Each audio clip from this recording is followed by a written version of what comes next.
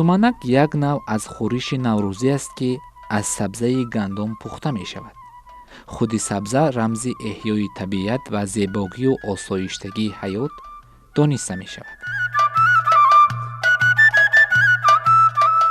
суманакпазӣ аз маъмултарин маросими наврӯзӣ ва хусусан то наврӯз аст, ки ҳамасола дар сартосари кишвар дар ҳама минтақаву маҳалҳо мардум хусусан занҳо онро ба анҷом мерасонанд. албатта ҷашни наврӯз дар қатори дигар ҷашнҳои бузурги мардуми нориётабур хони махсус дошт ва яке аз рамзҳои асосии ҷашни наврӯз омода кардани сумалак буд, ки бо номи сумалак дар фарҳанги мардуми тоҷик машҳур аст.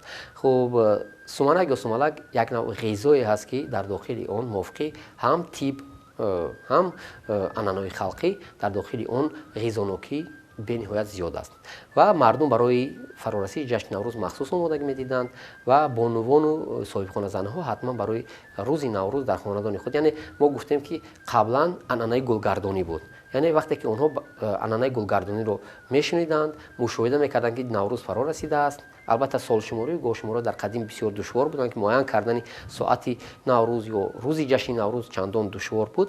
аз ҳамин хотир онҳо анҳамин рӯзҳоро мунтазир мешуданд. пас аз шунидани онҳо ҳатман дар хонаҳо сабзаи сумалакро аллакай таъмин мекарданд.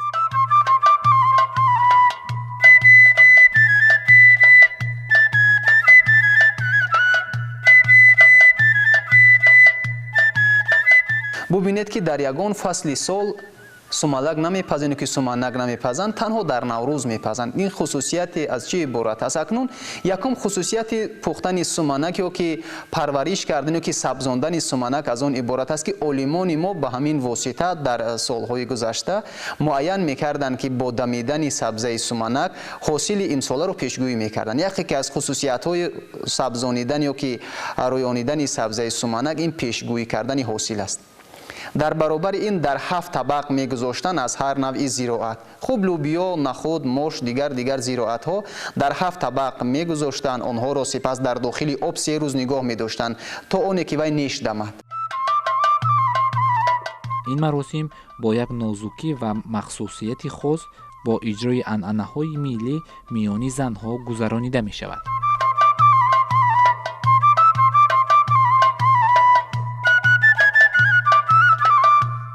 ба ҳалвои сумалакам пухтан чандон осон набуд ва ба ҳар кас ҳам иҷозат набуд дар гузашта, зеро барои оне ки сол фаровон бошад ҳатман шахсони таҷрибадору рӯзгордида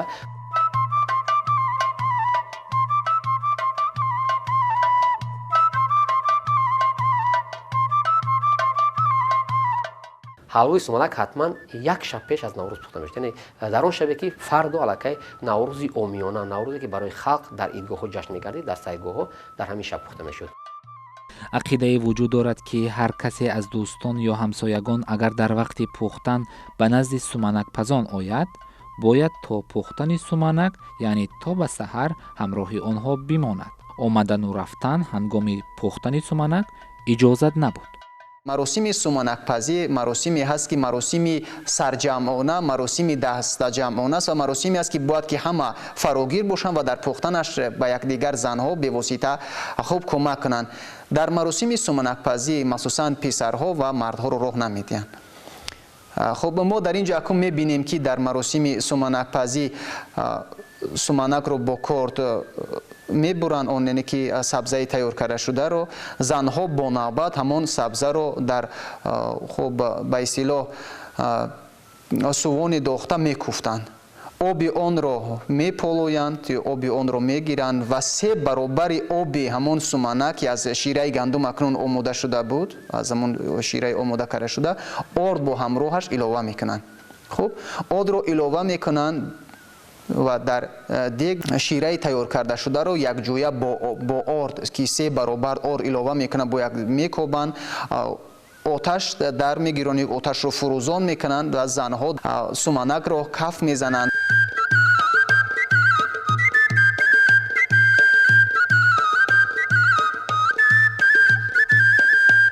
ва пухтани суманак кори саҳв ё сода набуд ва дар он бо унвон дастаҷамъона иштирок мекарданд ва бояд бигӯем, ки гарчанде ки имрӯз бо таъсири техникаву технология дегҳои гуногун баромаданд, қувваҳои гармидиҳии гуногун ҳалвои сумалак аз 12 то 24 соат пухта мешуд. яъне барои пухтани ин албатта ҳам бедорхобӣ лозим аст ва барои монда нашудан дигар анъанаҳо буд ки дар дохили он иҷро мегардид. хуб ҳангоми пухтан албатта дар қатори он занони бо таҷриба духтаракони ҷавон ҳам ҷалб мегардиданд. духтаракон нақши худро доштанд. хуб дар муддати 24 соат онҳо сурудхонӣ мекарданд. сурудҳои махсуси сумалак буд. базлагӯӣ мекарданд, латифагӯӣ мекарданд, ҳаҷву мутоиба мекарданд. ҳатто баддеҳахонӣ буд ки масалан баъзе занҳоне ки шухтабиат буданд ба онҳо либоси мардона пӯшонида, яъне баддеҳаҳои марду занро дар ҳамон ҷо. хуб дар гузашта дар фарҳанги мардуми тоҷик зану мард маъракаҳои якҷоя надоштанд. маҳз ҳамин омилҳо буд ки онҳо шӯхӣ мекарданд, дилхушӣ мекарданд, вақти худро ба ҳамин восита бо хушуғу хурсандӣ мегузаронданд. ва имрӯз ба хотири яъне ҳамон ривоятҳои халқӣ дар дохили сумалак ҳатман 7 сангча мепартоянд. ва бар он ақида ҳастанд ки ҳамин бояд ки ривоятҳои анъанавӣ он таъсири рӯҳоние ки ба мардуми тоҷик буд бояд ки иҷро гардад. албатта ин ривоятҳои халқӣ ҳастанд, то кадом андоза ҷанбаи воқеӣ доранд касе намедонад, аммо ба ҳар хотир ин тарбияте ҳаст ки санг вақте ки ба дохили дег мерасад, кафгир ба сангҳо расад, ба таги дег намерасад. ин як тарбияи насли наврас аст. ва дигар ин ки ба хотири ғизонокӣ дар дохили он баъзеҳо донаҳои чормағзро ҳам майда карда дохили он мепартоянд. ва албатта чормағз ба хотири 4 қабати замин ва ки онҳо ба ҳам тифоқ ҳастанд, часпида ҳастанд, дар дохили як пӯст ҳастанд, ба хотири анамин бузургӣ, ба хотири анамин рамзҳо дар дохили деги сумалак андохта мешавад. аммо воқеият чизи дигар аст ки ҳалвои сумалак аз ҷиҳати ғизонокӣ воқеан таоме аст ки ҳам глюкоза ё ки ширинӣ дар дохили он зиёдтар аст ва баъд аз он сардиҳое ки гуфтем тӯли зиёд дар гузашта дар фарҳанги мардуми тоҷик 2 фасл буд. фасли баҳор ва фасли зимистон, яъне тираму тобистон. ин чизҳое буданд ки баъдтар ба вуҷуд омаданд.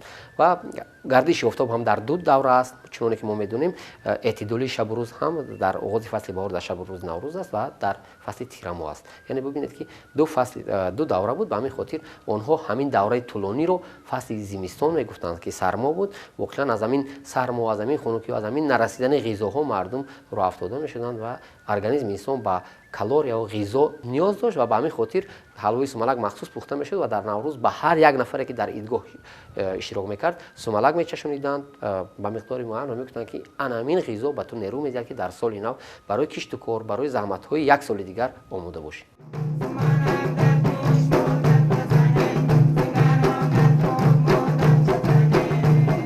занон аз аввали шаб то субҳ даф зада рақсу бозӣ ва таронасароӣ мекарданд.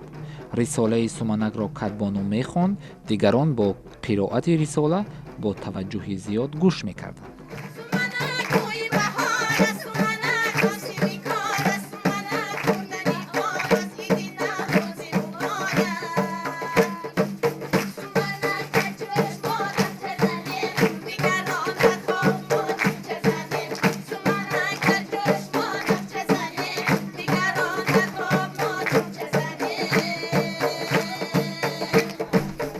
вақте ки суманак албатта омода шуд рӯзи аввали наврӯз, суманакро мегӯяд ки сараввал ба доништалабон бурда тақсим мекунад ки ягона хусусияти ҳамун суманак аз он иборат будааст ки бояд ки аз ҳамин суманак ки тайёр мешавад бояд ки ҳамаи хуб ҳамсояҳо, ҳамаи наздикону хештабор бояд ки ба қадри ҳамон хуб имкон бояд ки аз ин ғизои наврӯзӣ ки ҳам ҷиҳати вай дорад, хусусияти табобатӣ дорад, хусусияти бозам хуб хусусиятҳои махсуси худашро дорад, ба ҳамагон бояд ки баробар тақсим карда шавад. дар баробари ин гуфтем ки акнун занҳое ки дар ин маросим иштирок мекунанд аз ин суманак мечашанд ва албатта хуб шукргузорӣ мекунанд ва то омадани наврӯзи дигар умед бар он мебанданд ки зиндагии онҳо хушу хуррам ва хотирҷам ва ори аз газанду мусибат сипарӣ мегардад.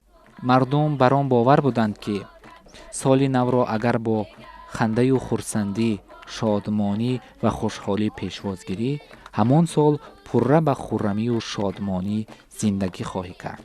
имрӯз низ ин маросим бо баргузории ҳама хусусияту анъана ва махсусиятҳои худ миёни мардуми мо ба анҷом расонида мешавад ва таоми суманак чун рамзи хони наврӯз ва фаровониву баракат ба ҳамагон чашонида мешавад. ва албатта ин амал дар субҳи содиқи рӯзи аввали фарвардин ки рӯзи ҷашни наврӯз ҳисоб мешавад гузаронида мешавад. و مردم الکه نوروز را در نوروزگاه و بزمگاه ها با تهنیتی هم با مبارکبادی و نیتی نیک جشن می گیرند و شادمانی می کنند.